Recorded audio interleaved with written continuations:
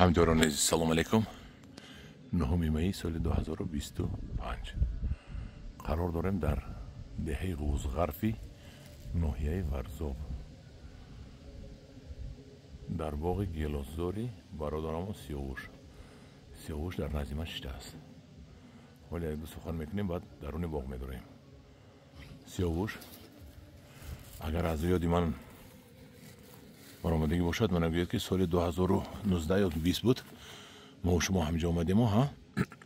بله یک سال 2019 ما باغ همراه یک اسکندر جان با توصیه و مصلحت اسکندر جان ما باغ بنیاد کردیم و امروز بینه که تقریبا 5-6 سال از میان گذشت و این باغ ما بله 5-6 سال است.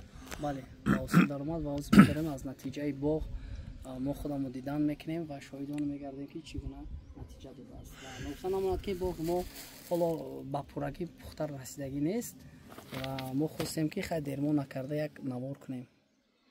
انا سیاوش جان زمین شما بانم که سنگلاخ بودن این کوه ببینید این کوه ببینید همه کوه است سنگلاخ بود. ما میدونم شما اینا چه خیلی آباد کردید خاکدار بود می خاکش کمتر بود. ما مقصد هر سال ما زمین با پرو برآورده این چکتی پرو برآورده قریب تقریبا 200-300 متر ما از پایان از خانه‌های همکشلاقی ما پرو برآورده توسط خرها ما همین پرو برآورده همین در بیخ درخت‌ها با پرو آمیخته کرده و همین نتیجه رسیدیم. یعنی که با خرب خاک و پرو کشیده همین زمین را آباد کردید درست؟ بله. چند دانه درخت دارید؟ تقریبا 120 چند دانه هم 120 چند تا. انا بالاش خالی است. سیاوش جورا جان 2 سال پس از من خدا خواهد نهال‌های بهترین رو میشنونید. این نهال‌هایتون اکنون خودی من هیچی نمیگم، نهال‌هایی که از من میگیرید شما 2 سال پس او انا زمین خالی میشنونید مالیش یک ساعت دیگه شنونید 2 ساعت دیگه شنونید اما خالی ها بهترین است. شما الکی خرقتی خاک آورده زمین رو تیار کردن گیرید. این سال هازی میریم باغ شما میدونیم از نزدیکی گلاس‌ها تماشا میکنیم.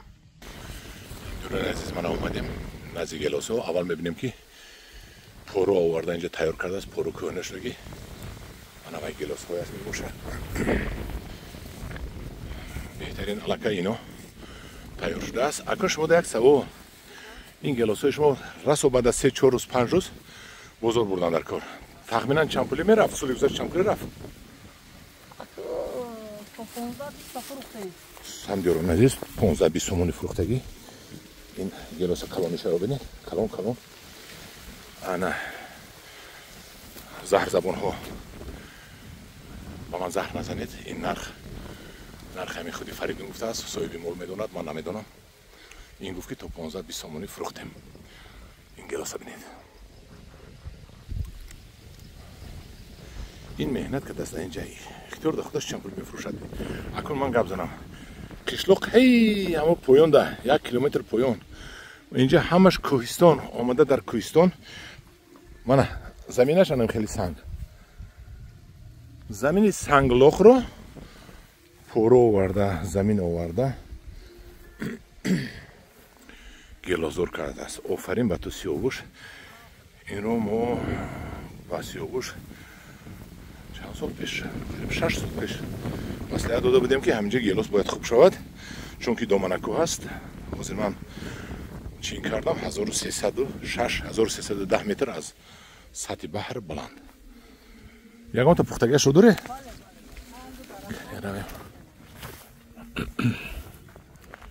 گلاس هایش بهترین بریشش هم بهترین کنه اینش هم پخصد است که ها؟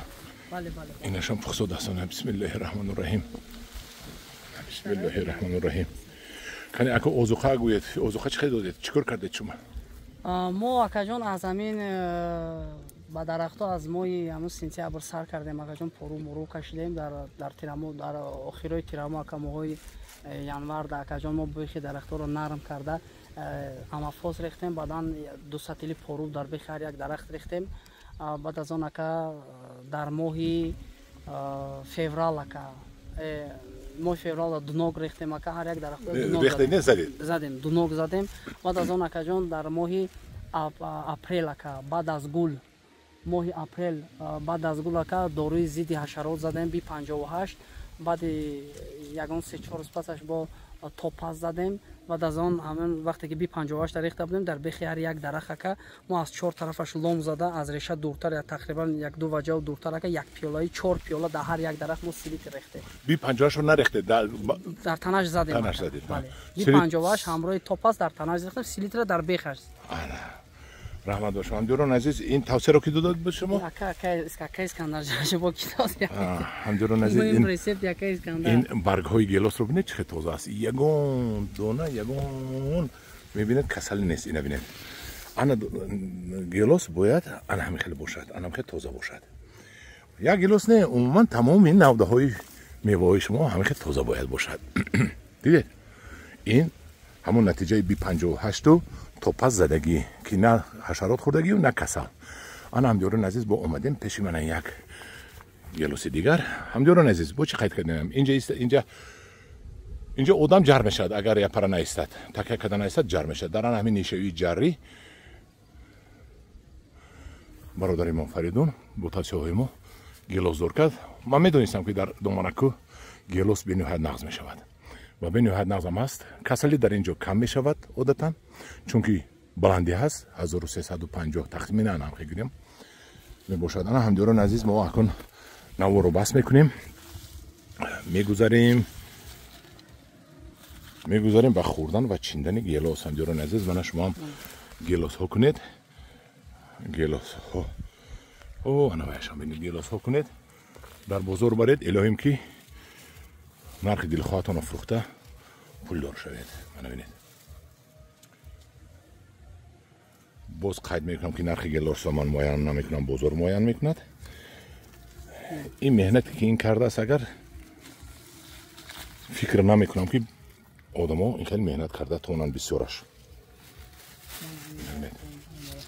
نبینید چخیل اینو بینید انا بایشو کردم بایشه انا پشتتون دو انا